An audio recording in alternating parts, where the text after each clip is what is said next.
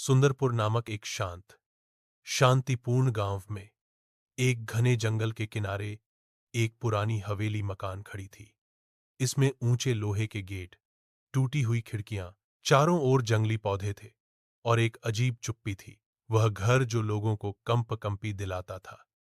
सूर्यास्त के बाद कोई भी उसके पास जाने की हिम्मत नहीं करता था। ग्रामीणों ने कहा कि उसमें भूत है, कुछ ने कहा कि उन्होंने खिड़की पर सफेद कपड़े पहने एक महिला को देखा। दूसरों ने आधी रात को रोने की आवाजें सुनी। एक बार एक डिलीवरी बॉय भाग गया और कहा, मैंने देखा कि फर्नीचर अपने आप हिल रहा है। यह हवेली सालों से बंद थी, वहां कोई नहीं रहता था। किसी की भी हिम्मत पास जाने की नहीं हुई, लेकिन हर कोई डरा हुआ नहीं था। 3 सबसे अच्छे दोस्त मित्रों, रवि, चुटकी और मोंटू, उत्सुक थे। रवि बहादुर था, चुटकी चतुर थी और मोंटू खैर।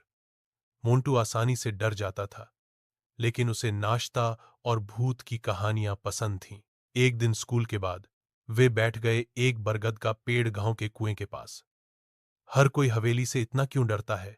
रवि ने पूछा। शायद कोई भूत नहीं है, शायद किसी ने इसे बनाया है, चुटकी ने कहा। मोंटू ने फुसफुसाया, क्या होगा अगर यह सच है? अगर भूत हम जैसे बच्चों को खाता है तो क्या होगा? तीनों ने एक दूसरे को देखा।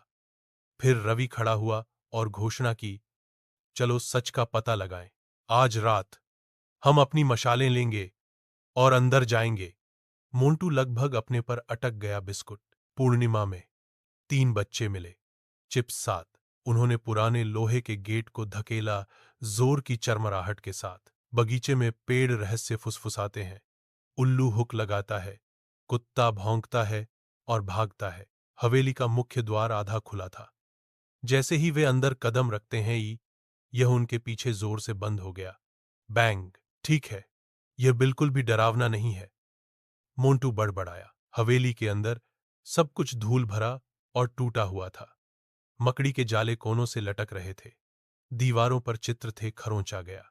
अचानक ऊपर का झूमर धीरे धीरे झूलने लगा। भले ही हवा नहीं चल रही थी। वे दालान में चले गए। दीवार पर लगा एक दर्पण अचानक चमक उठा। उसमें से एक हल्की सी आवाज आई, वह एलपी। मुझे। चुटकी ने रवि का हाथ पकड़ा। मोंटू ने अपने चिप्स गिरा दिए।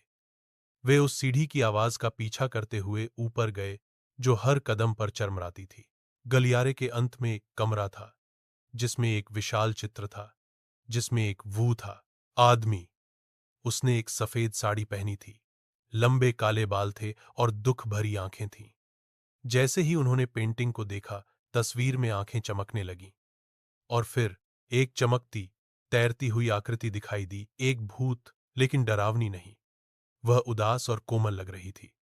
डरो मत, उसने धीरे से कहा। मैं मीराबाई हूं, मैं यहां रहा करती थी। बच्चे पीछे हट गए, लेकिन भागे नहीं। तुम्हारे साथ क्या हुआ? रवि ने पूछा। मीराबाई ने आह भरी। तूफान में छत टूटी, दीपक बुझा और मैं अपनी प्रार्थना पूरी नहीं कर पाई।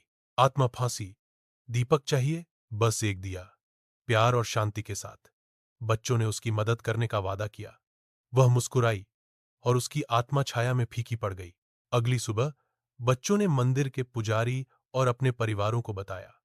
उनकी मदद से उन्होंने हवेली के अंदर छोटे मंदिर के कमरे को साफ किया। दिया, प्रार्थना, हवा चली और पूरा हवेली एक पल के लिए प्रकाश से चमकता हुआ प्रतीत हुआ।